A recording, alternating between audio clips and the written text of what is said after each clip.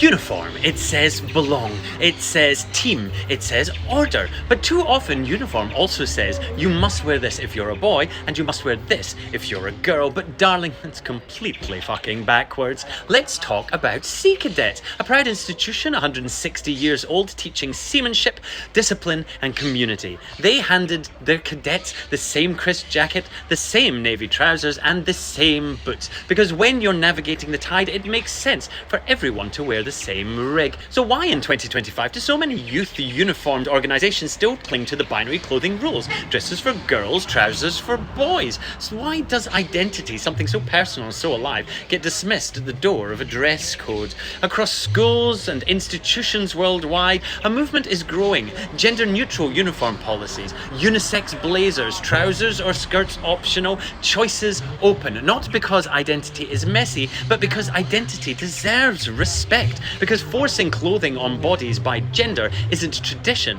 it's control. Imagine a cadet corps where everyone showed up, no matter how they identify, they get the same uniform. Navy blue jacket, trouser or skirt option, boots or flats. And that same sense of belonging. No whispers, no side glances. No, that's not right for a boy or a girl. Because uniform isn't about gender. It's about unity. It's about being part of something bigger than yourself. It's about commitment, pride, discipline. Not about what's between your legs. And for queer, trans, non-binary kids, maybe that uniform becomes more than fabric. Maybe it becomes permission. Permission to exist. Permission to belong. Permission to walk into a room and carry your identity without shame. Look, historically, uniforms were designed for function, for work, for solidarity, for equality under rules. The moment you start policing who wears what on the basis of gender, you're reintroducing hierarchy. Hierarchy based not on merit, but on conformity. So here's the truth I want to shout from the parade ground, from the deck of a training ship, from every LGBTQIA cadet locked out